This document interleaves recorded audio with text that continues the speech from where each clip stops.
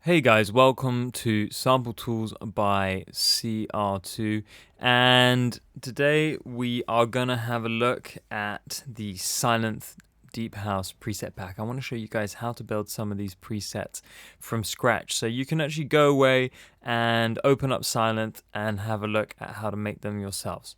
So first we're gonna open up Sylenth, we're gonna go to menu, and then we're gonna go to preset, and we're gonna go to clear. Now this is going to give us an init preset, which is I guess it stands for initialize. It's a good starting point, and if I just play here, we can hear that we just have a sawtooth playing there. I guess it's pretty boring, but we're going to start by making a bass patch. So I want to make sure this is nice and low, so I'm just actually going to move down the octave. Actually, maybe we'll stay there. Okay, so the next thing I'm going to do is I'm going to go straight to oscillator number 2 and add one voice, and we've got a sine wave that I'm actually going to change that to a triangle just to get something with a little bit more grip, and drop it an octave, and that's just going to give us a little bit more of a sort of sub oscillator, which is going to thicken up the low end. Now, as for the amplitude envelope, I'm kind of happy with that for the moment. We might come back and revisit that. Let's check out the filter. So I'm going to grab a low pass because I want to cut out those high frequencies, that kind of fizziness. So let's take off the release a little bit. That's quite nice. Getting a bit bassier now. A bit of drive. Now with Sylenth, the drive is actually strongest around here. I don't know why that is. It's not the more you turn it up, the stronger the drive. It just seems to be the most prominent there.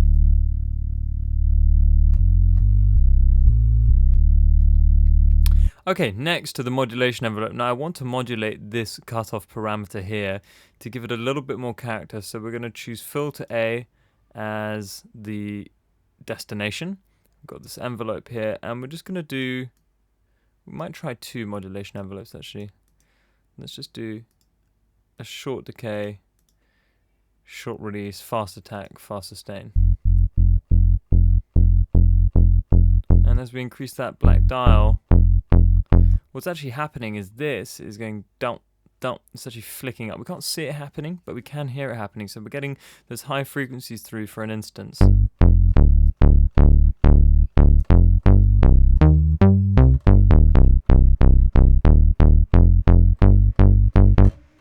Now I'm going to add a second modulation envelope, slightly different on this one, slightly longer settings.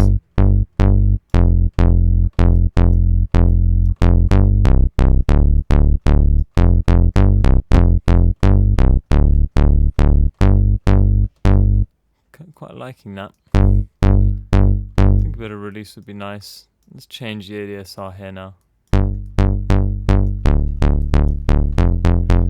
Now, because we've increased the release, we don't want the notes to kind of play over each other. So we're going to reduce the polyphony down to 1, which is essentially going to make it monophonic, which means that the notes cut each other out. You can't play more than one at a time, but that's truer to a sort of bass monophonic synthesizer.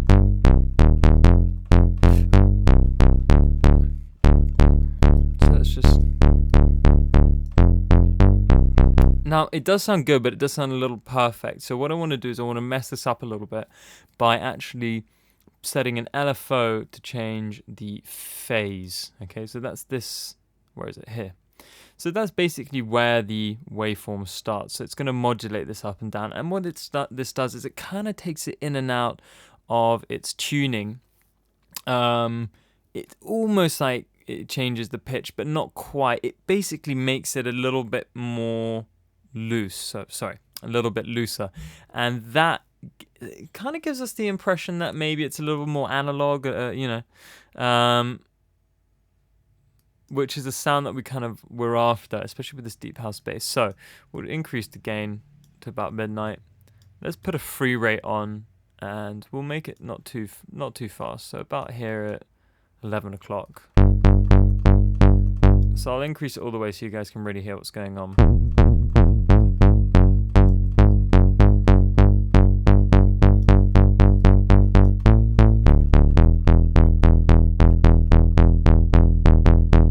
We just want a subtle amount of this.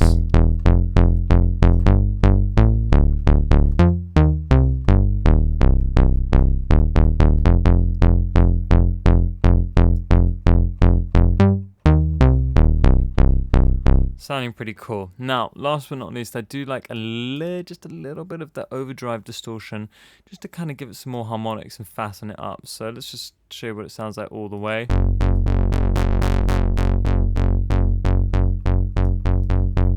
Just a little bit.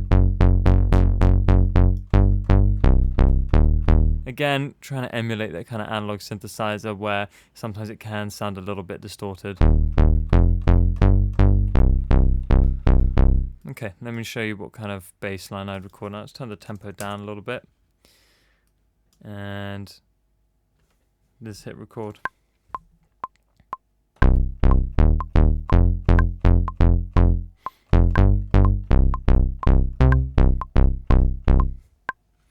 So deep house bass lines are all about being melodic. Now I'm just using a C minor scale here.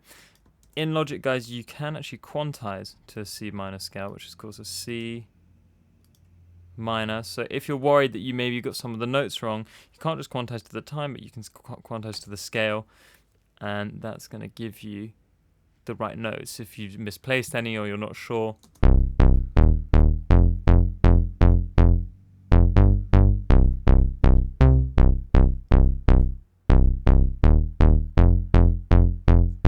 So there you have it. Deep house bass line with a deep house sound. I'll see you guys in the next video. Remember, at Sample Tools by CR2, we also offer a mix and mastering service. Just head over to www.sampletoolsbycr2.com, click on the mastering tab, and you'll find our range of services there.